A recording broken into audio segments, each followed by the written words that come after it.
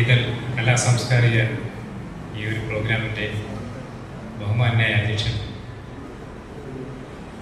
വേദിയിലിരിക്കുന്ന വിശിഷ്ട വ്യക്തിത്വങ്ങൾ, നമ്മുടെ ഫ്രണ്ടിലുള്ള പ്രിയപ്പെട്ട കൊച്ചു കൂട്ടുകാർ, പ്രിയപ്പെട്ട സഹോദരി സഹോദരന്മാരെ, എന്തായാലും ആദ്യമേ ഞാനൊരു ക്ഷമ ചോദിക്കുന്നു. കാരണം അത്യാവശ്യം നാട്ടിലെ കാര്യങ്ങളൊക്കെ ചെയ്യുന്നതിനിടയിൽ എമർജൻസി ആയിട്ടൊരു അത്യാവശ്യ ഡ്യൂട്ടി ഉണ്ടായിരുന്നു. അപ്പം ഞാൻ നേരത്തെ നോക്കേണ്ട കാര്യം ആയതുകൊണ്ടാണ് ഈ പ്രോഗ്രാമിലേക്ക് വരുന്നതിന് വൈകിയത്. അത് ഞാൻ ആദ്യമേ ക്ഷമ ചോദിച്ചു. എന്തായാലും ഇതിൽ കലാസാംസ്കാരിക ഈ ഒരു സംഘടനയും എല്ലാവർക്കും ആദ്യം ഒരു നന്ദി അറിയിക്കുന്നു. കാരണം ഈ ഒരു പ്രോഗ്രാമിലേക്ക് എന്നെ കൂടി ഉൾപ്പെടുത്തിയത്. എന്തായാലും നിങ്ങളുടെ നാട്ടിൽ, നമ്മുടെ നാട്ടിൽ നടക്കുന്ന ഒരു പ്രോഗ്രാമിൽ ഒരു വിശിഷ്ട വ്യക്തി എന്നുള്ള നിലയിൽ ഒരു നിങ്ങളൊക്കെ പറയുമെങ്കിലും എനിക്ക് അങ്ങനെ ഒരു വിശിഷ്ട വ്യക്തിയൊന്നുമല്ല ഞാൻ. നിങ്ങളിൽ ഒരാളാണ് എപ്പോഴും നിങ്ങൾക്കൊപ്പം കാണുകയും ചെയ്യും.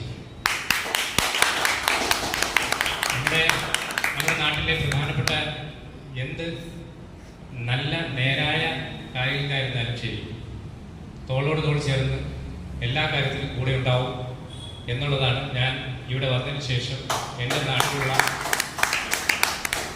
എല്ലാവരോടും ഞാൻ പല പ്രോഗ്രാമിൽ പങ്കെടുത്തിരുന്നു. അവരോടെല്ലാം പറഞ്ഞു. ഇപ്പം നമ്മുടെ ബഹുമാനപ്പെട്ട അധ്യക്ഷൻ പറഞ്ഞതുപോലെ ഞാൻ നാട്ടിൽ വന്ന് അധികം പരിചയമൊന്നും ഉണ്ടായിരുന്നില്ല. ആ സമയത്താണ് നമ്മുടെ കുമരിച്ചന്ത ബൈപ്പാസുമായി ബന്ധപ്പെട്ട് ഒരു പാലം പണിയുടെ ഭാഗമായിട്ട് റോഡ് ക്രോസ് ചെയ്തിരുന്നു. അപ്പോൾ അദ്ദേഹം പറഞ്ഞത് ശരിയാണ്. ഞാൻ വലിയ കാര്യമൊന്നുമല്ല ചെയ്തത്. നാട്ടിൽ നടക്കുന്ന കാര്യങ്ങളുമായി ബന്ധപ്പെട്ട് എന്തെങ്കിലും സഹായം ചെയ്യാൻ കഴിയുമോ എന്ന് എന്നോട് നാട്ടുകാരായിട്ടുള്ള നിങ്ങളിൽപ്പെട്ടവർ ചോദിച്ചു. അപ്പോൾ എന്നെ കൊണ്ട് കഴിയുന്നത് ഞാൻ ചെയ്തു, അത്രേ ഉള്ളൂ.